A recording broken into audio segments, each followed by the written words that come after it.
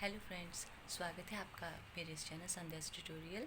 तो इस वीडियो में हम पढ़ेंगे स्टॉक और इन्वेंट्री के बारे में। होप करती हूँ कि आपको मेरी ये वीडियो पसंद आएगी और अगर आपको मेरी ये वीडियो पसंद आती है तो प्लीज़ मेरी वीडियो को लाइक कीजिए और मेरे चैनल को सब्सक्राइब करना ना भूलें।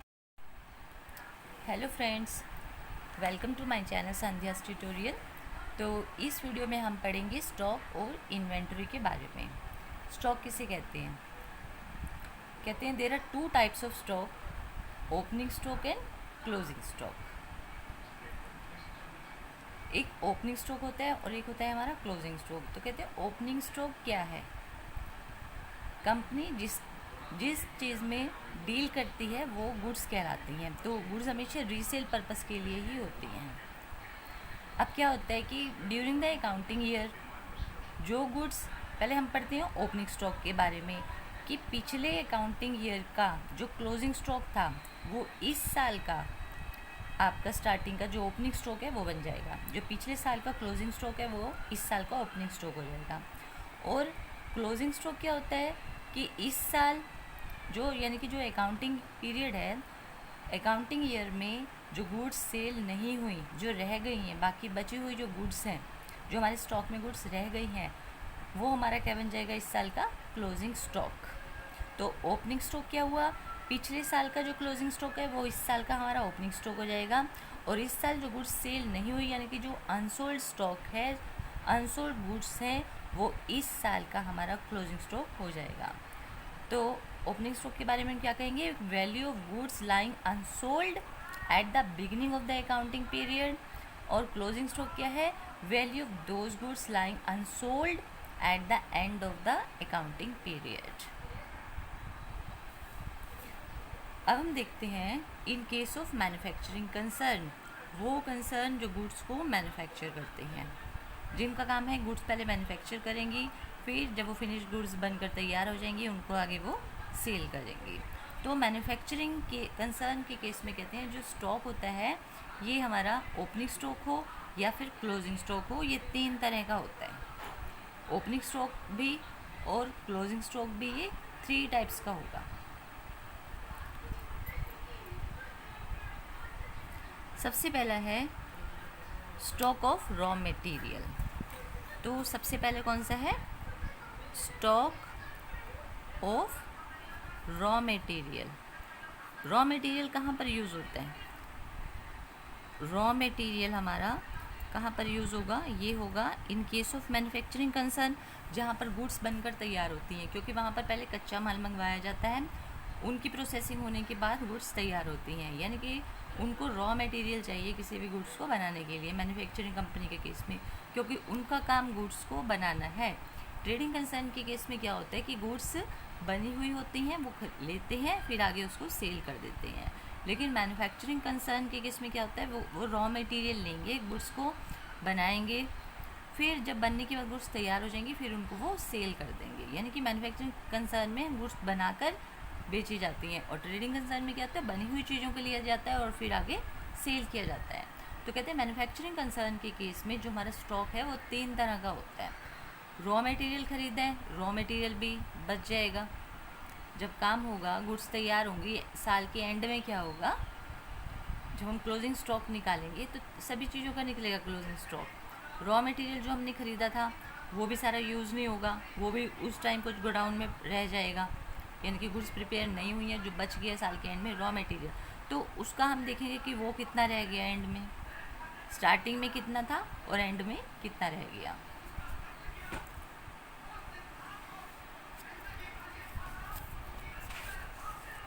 ठीक है, सबसे पहले हम क्या पता करते हैं? Stock of raw material. ये किस लिए लिया था हमने? For products manufactured. ठीक है ना, गुड्स को बनाने के लिए लिया गया था ये रॉ मटेरियल। तो क्या लिखेंगे? For products manufactured but still lying unused. ये अभी यूज़ ही नहीं हुआ है, बट स्टिल लाइंग अनयूज्ड। ठीक है, वो स्टॉक जो यूज़ ही नहीं हुआ है, जो रह गया है, ये हमारा क्लोजिंग स्टॉक में आ जाएगा। जैसे एक एग्जांपल बताते हैं रॉ मटेरियल के केस में। कहते हैं मान लीजिए वैल्यू ऑफ कॉटन है, कॉटन की वैल्यू, कॉटन कहाँ पर यूज़ हो रहा है एज ए रॉ मटेरियल? जो क्लॉथ मिल्स हैं, जहाँ पर जो मेन काम है उनका कपड़ा तैयार करने का है, ठीक है। इन केस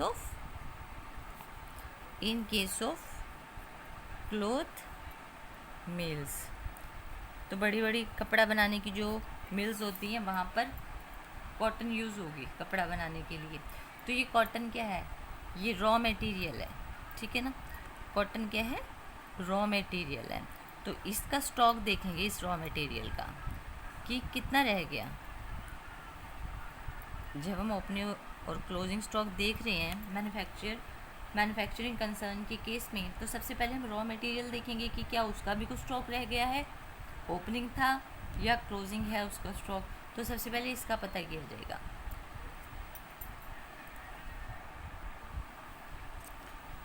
पहला हो गया हमारा स्टॉक ऑफ रॉ मटेरियल। अब सेकंड कौन सा होता है मैन्युफैक्चरिंग कंसर्न के केस में? Stock of work in progress. Stock of work in progress. ये वर्क इन प्रोग्रेस क्या होता है? कहते हैं जब गुड्स प्रिपेयर की जाती हैं तो कभी कभी ऐसा होता है कि कुछ गुड्स जो होती हैं वो आधी ही बनकर तैयार होती हैं, आधी उनकी बनना रह जाता है आधा उनका। तो वो क्या कहलाती हैं? जो पूरी तरह से गुड्स तैयार नहीं हुई हैं वो हमारा वर्क इन प्रोग्रेस कहलाते हैं। यानी कि जो पार्टली फिनिश्ड गुड्स हैं, गुड्स जब तैयार हो जाएंगी तब हम बनकर जब तैयार हो जाती है तब हम उनको फिनिश्ड गुड्स कह देते हैं। और जो गुड्स अभी बनकर तैयार नहीं हुई हैं यानी कि जो आधी बनी हुई हैं वो हमारी क्या कहलाएंगी? Partly finished goods. तो जो stock of work in progress है इसके अंडर में क्या आएगा? Stock of partly finished goods. इसको हम और क्या कहते हैं? स्टॉक ऑफ पार्टली यानी कि आधा, पार्टली फिनिश्ड गुड्स। पार्टली यहाँ पर हमने क्यों वर्ड यूज़ किया?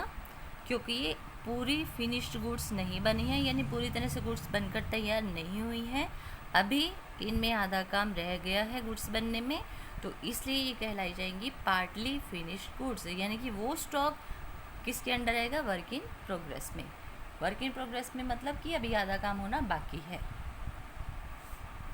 ठीक है। तो यानी कि ये गुड्स कौन सी हो गई? सेमी फिनिश्ड फॉर्म में जो गुड्स होती हैं वो।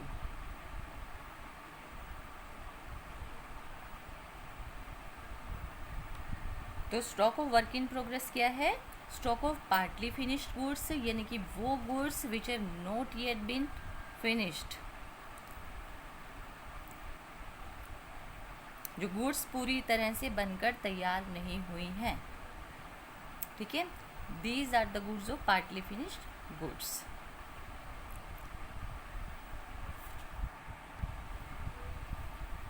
तो इसका मतलब क्या हुआ कि ये गुड्स जो हैं पूरी तरह से बनकर तैयार नहीं हुई हैं, ये सेमी फिनिश्ड फॉर्म में है, आधी बनी हुई हैं। ये सेमी फिनिश्ड फॉर्म में है, आधी बनी हुई है और इस पर अभी थोड़ा काम होना बाकी है, यानी कि need further processing, need further processing. अभी इन पर थोड़ा और काम होना बाकी है, फर्दर प्रोसेसिंग होना बाकी है। किस चीज़ के लिए? ताकि ये कन्वर्ट हो सके फिनिश्ड प्रोडक्ट में, ठीक है। Converting into finished product. Finished product में यानी कि गुड्स बनने में तैयार होने के लिए अभी थोड़ा काम और बाकी है इन पर। Converting into finished products. तो ये कौन सी गुड्स हुई हैं? ये सेमी फिनिश्ड गुड्स हो गई हैं और किसके अंडर आती हैं? Stock of work in progress, जिन पर आधा काम हुआ है और आधा होना बाकी है, ये आएंगी हमारी stock of work in progress के अंडर। अब इसमें हम कैलकुलेशन कैसे करेंगे? अब हम कैलकुलेट करते हैं वर्क इन प्रोग्रेस। कि वर्क इन प्रोग्रेस को हम किस तरह से कंप्यूट करते हैं। कहते हैं सबसे पहले हम देखते हैं कि रॉ मटेरियल कितना यूज़ हुआ। ठीक है, रॉ मटेरियल कितना यूज़ हुआ तो हम उसकी वैल्यू लिख लेंगे। Value of raw material used in it.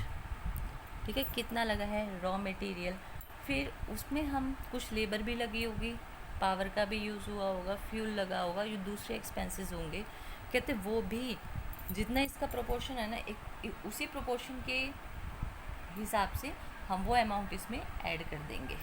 ठीक है, पहले हम देख लेंगे कि रॉ मटेरियल कितना यूज़ हुआ, फिर एक प्रोपोर्शनेट अमाउंट लेंगे।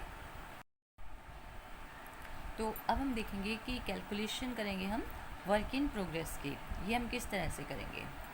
सबसे पहले क्या है, जब वर्क इन प्रोग्रेस की कैलकुलेशन देख रहे हैं तो उसमें सबसे पहले हम देखेंगे कि रॉ मटेरियल कितना यूज़ हुआ। रॉ मटेरियल यूज़ हुआ तो उसमें कुछ लेबर भी लगी होगी, पावर, फ्यूल, अदर एक्सपेंसेस, ये भी कुछ जो भी मतलब उसकी रेशियो है उसके अकॉर्डिंग ये लगे होंगे। तो ये सब जैसे cost of labour, power, fuel और भी दूसरे जो एक्सपेंसेस हैं उनको हम एक प्रोपोर्शनेट बेसिस पर इसमें ऐड कर देंगे। हम क्या कर रहे हैं, हम कैलकुलेशन कर रहे हैं वर्क इन प्रोग्रेस की, स्टॉक की।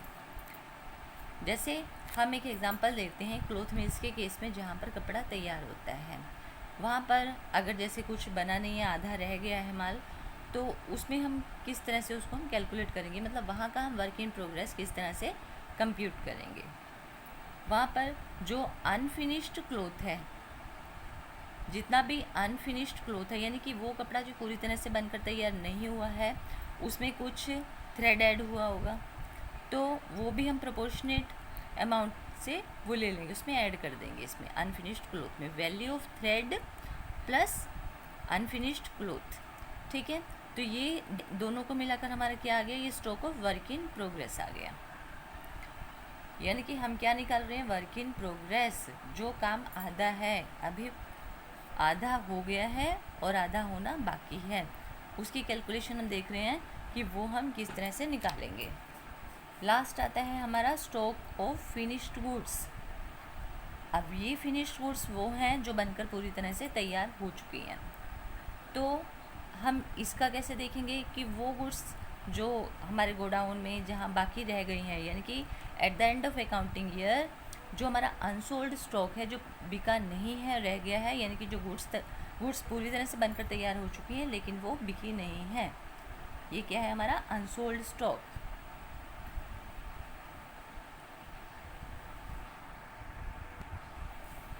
ठीक है, तो अब हम पता कर रहे हैं स्टॉक ऑफ फिनिश्ड गुड्स।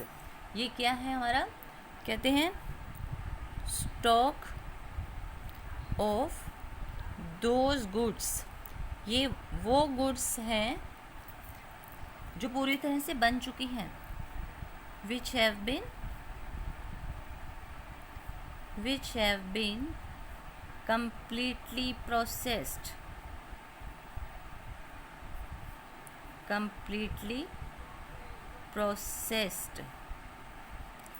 यानी कि कम्प्लीटली प्रोसेस्ड का मतलब क्या हो गया कि ये पूरी तरह से बनकर तैयार हो गई हैं और ये हैं रेडी फॉर सेल, यानी कि ये बनने के लिए बिल्कुल तैयार हो चुकी हैं। तो वही हमारा फिनिश्ड प्रोडक्ट कहा जाता है कि जो बिल्कुल पूरी तरह से बनकर तैयार हो चुका है और वो सेल के लिए रेडी है। लेकिन हम देख रहे हैं कि क्लोजिंग स्टॉक, कि फिनिश्ड गुड्स का क्लोजिंग स्टॉक, यानी कि फिनिश्ड गुड्स का क्लोजिंग स्टॉक का क्या मतलब है कि जो स्टॉक हमारा अनसोल्ड है, जो गोडाउन में रखा हुआ रह गया है, अनसोल्ड स्टॉक। ठीक है, बट आर लाइंग अनसोल्ड। ठीक है, अनसोल्ड जो बिका नहीं है। कब हम पता कर रहे हैं ये, at the end of accounting period, at the end of accounting period. Goods जो बनकर तैयार हो गई हैं लेकिन वो बिकी नहीं है, वो हमारा क्या है, ये फिनिश्ड गुड्स का स्टॉक है। क्लोजिंग स्टॉक है हमारा जो बनकर तैयार हो चुका है लेकिन वो आगे सेल नहीं हुआ। अगर हम क्लॉथ मिल का केस देखते हैं, in case of cloth mills, तो यहाँ पर क्या है, यहाँ पर फिनिश्ड क्लॉथ क्या होगा, value of finished cloth, value of finished cloth. जो कपड़ा हमारा पूरी तरह से बनकर तैयार हो चुका है वो क्या है हमारा, वही हमारा फिनिश्ड गुड्स है यहाँ पर। ठीक है, यही क्या होंगी हमारी, will be value of finished goods.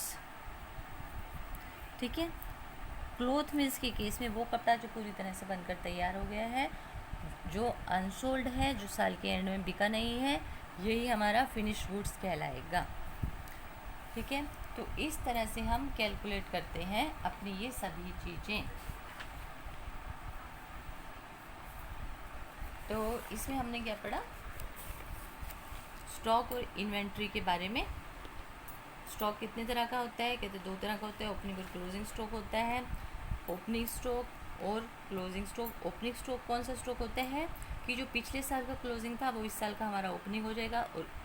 और ये क्लोजिंग स्टॉक हम किस तरह से पता करते हैं कि साल के एंड में जो हमारा अनसोल्ड स्टॉक है, जो बिका नहीं है, वो हमारा क्लोजिंग स्टॉक कहलाता है। तो मैन्युफैक्चरिंग कंसर्न का जैसे हमने केस देखा, कहते हैं कि उसमें हमारा स्टॉक किस किस तरह का होता है, ये 3 तरह का हो सकता है। सबसे पहले हम रॉ मटेरियल देखते हैं। मैन्युफैक्चरिंग कंसर्न का केस है, गुड्स वहाँ पर बनकर तैयार होती है तो वो रॉ मटेरियल चाहिए होता है गुड्स बनने के लिए। तो सबसे पहले हमारा स्टॉक ऑफ रॉ मटेरियल हो गया, इसकी कैलकुलेशन हम करेंगे, यहाँ पर देख लेंगे। दूसरा आता है हमारा stock of work in progress, वो स्टॉक जो आधा बनकर तैयार हो चुका है हमारा माल, आधा नहीं बना यानी कि पूरी तरह से नहीं बना है, वो पार्टली फिनिश्ड गुड्स है हमारी। थर्ड हमारा आता है स्टॉक ऑफ फिनिश्ड गुड्स। तो ये 3 तरह का हमारा स्टॉक होता है जो हम कैलकुलेट करते हैं।